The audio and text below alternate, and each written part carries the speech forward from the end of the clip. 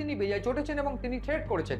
এবং এছাড়াও তিনি গিয়ে বলে এসেছেন, যে খবর এসে পৌঁছচ্ছে, ওই ইউনুসকে তিনি থ্রেট করে এসেছেন যে ইউনুসের দপ্তরে কম বেশি সুপারিশ সহ, পদোন্নতি সহ বিভিন্ন ক্ষেত্রে এই পোস্টিং নিয়ে ওয়াকারুজ্জামানের 71টি সুপারিশ ফাইল পড়ে রয়েছে, যেগুলোতে সই করছেন না এই মুহূর্তে ইউনুস, এবং সেই জন্যই তিনি বেজায় চটেছেন বলে ইতিমধ্যে খবর এসে পৌঁছচ্ছে। এবং ঠিক সেই কারণে কিন্তু ওয়াকারুজ্জামানের সঙ্গে ইউনুসের একটা সংঘাত বেঁধে গিয়েছে, এবং এই সংঘাতের জন্যই বারবার করে আমরা দেখেছি এই বিভিন্ন জায়গায় যে পোস্টিংগুলো হচ্ছে সেনাবাহিনীর, সেই পোস্টিংগুলো কিন্তু ইউনুস সিন্ডিকেটের যে পছন্দের পোস্টিং হচ্ছে, এবং তারাই অধিকাংশ ক্ষেত্রে এনসিপি বা আওয়ামী লীগের বিপরীত বিভিন্ন ক্ষেত্রে জামাত ইসলাম, সেই জামাতে ইসলামে ঘনিষ্ঠ। এবং এই জামাত ইসলামের ঘনিষ্ঠ হওয়ার জন্যই বিশেষ করে আমি নাম বলতে চাইবো ডিভিশন বগুড়া ক্যান্টনমেন্ট একাধিক ডিভিশনের পোস্টিং আসাদুল পান। এবং এই আসাদুল, যিনি মেজর জেনারেল আসাদুল, সেই আসাদুল কিন্তু যাওয়ার পর থেকে সেই সমস্ত জায়গায় বিভিন্ন ক্ষেত্রে বঙ্গবন্ধুর মূর্তি ভাঙচুর থেকে সমস্ত যে ল অ্যান্ড অর্ডার সিচুয়েশন, সেই সিচুয়েশনটা একেবারে বিগড়ে দেন এবং এই বঙ্গবন্ধুর নাম নিশান মুছে ফেলেন ওই জায়গাগুলো থেকে। এবং তার ইতিহাস, সেই ইতিহাস বলছে তিনি মূলত ওয়াকারুজ্জামান সিন্ডিকেটের নয়, এবং এই ওয়াকারুজ্জামান সিন্ডিকেটের নয় বলেই কিন্তু বেজায় চটেছেন ওয়াকারুজ্জামান। এবং এই ওয়াকারুজ্জামান ইতিমধ্যে যে প্ল্যানিং করছেন ঢাকা, সেই ঢাকার এই নবম পদাতিক ডিভিশন নিয়ে দখল করার জন্য। এর আগে নবম পদাতিক ডিভিশনের বিভিন্ন আমরা সেক্টরকে দেখেছি ঢাকায় একেবারে সাজোয়া যান টান এগুলো সব নামিয়ে দিয়েছিল। তার কারণ কি, সেই সময় ওয়াকারুজ্জামান এই যে সিন্ডিকেট, যে ইউনুস সিন্ডিকেটকে থ্রেট করেছিল যে ইউনুস সিন্ডিকেটকে রাখা যাবে না, ইউনুস সিন্ডিকেট সরিয়ে দিতে হবে, এবং এই ইউনুস সিন্ডিকেটকে সরিয়ে দিয়ে তিনি রাষ্ট্রপতি হবেন বা তিনি ক্ষমতা দখল করবেন, ক্ষমতা আসীন করবেন, এই সমস্ত প্ল্যানিং কিন্তু ওয়াকারুজ্জামান করছিলেন। এবং জানি ইউনুসের সঙ্গেও সংঘাত, এবং ইউনুস কিন্তু মূলত যেটা চাইছে এনসিপি যাতে ক্ষমতায় আসে, এবং এনসিপি ক্ষমতায় থাকলেই কিন্তু তার আখের লাভ, এবং তিনি এনসিপির প্রধান মুখ হবেন এবং প্রধানমন্ত্রী হয়ে বসবেন, এমনটা কিন্তু ছক করছেন তিনি। সেটা ওয়াকারুজ্জামান নিজেও বুঝতে পারছেন। এবং গত বছর থেকে আমরা জানি যে এবছর ডিসেম্বর বা নভেম্বরে কিন্তু এই ওয়াকারুজ্জামানের সময় শেষ বা তার রিটায়ারমেন্ট, এবং সেই রিটায়ারমেন্ট যদি কোনোভাবে আর এক্সটেনশন না হয়, সেক্ষেত্রে ওয়াকারুজ্জামানের অনুপস্থিতিতে যদি নির্বাচন হয়, সেক্ষেত্রে এনসিপি তার নিজের সিন্ডিকেটকে দিয়ে বা এই যে ইউনুস তার নিজের সিন্ডিকেটকে দিয়ে এই সমস্ত নির্বাচনগুলো একেবারে ক্যাপচার করবে, এই একটা ভয়, এই একটা বিষয় কিন্তু তার থাকছে।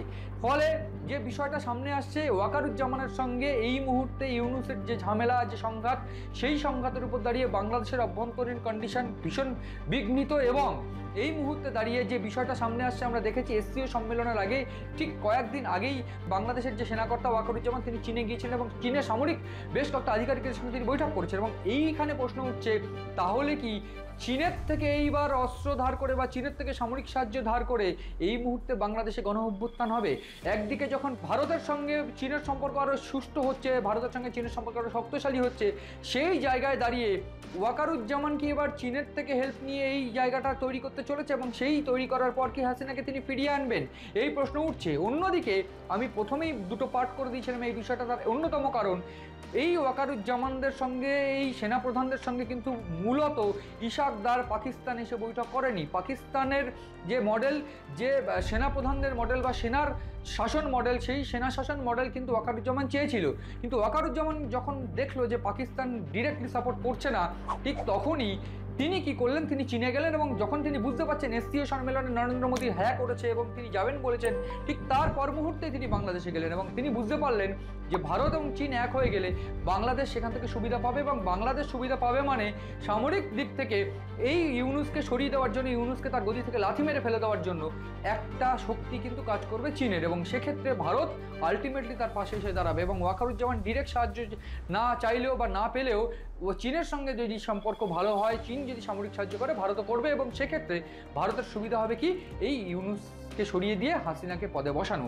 এই একটা ছক কিন্তু ওয়াকারুজ্জামান করছেন। এবং এই যে বিষয়টা, তাতে কিন্তু বেজায় ভয় পেয়েছেন এই ইউনুস। এবং এই ইউনুসের ভয় পাওয়ার যে বিষয়টা, সেইটা কিন্তু ইশাক দার দ্রুত এসেছেন, এবং ইশাক দার পাকিস্তানের সঙ্গে বৈঠক করে পাকিস্তানের যারা কর্তা রয়েছেন তারা মূলত এই বাংলাদেশের যে ইউনুস সিন্ডিকেট তাকে সাহায্য করছেন, এই বিষয়টা কিন্তু একেবারে প্রকাশ্যে। ফলে গোষ্ঠীদ্বন্দ্ব যেমন প্রকাশ্যে, ঠিক সেই রকমভাবে সামরিক দিক থেকে এই বিষয়টা আরও প্রকাশ্যে চলে এসেছে যে বাংলাদেশে কিন্তু গণ অভ্যুত্থান অবশ্যম্ভাবী, খুব তাড়াতাড়ি ফের গণ অভ্যুত্থান হতে পারে।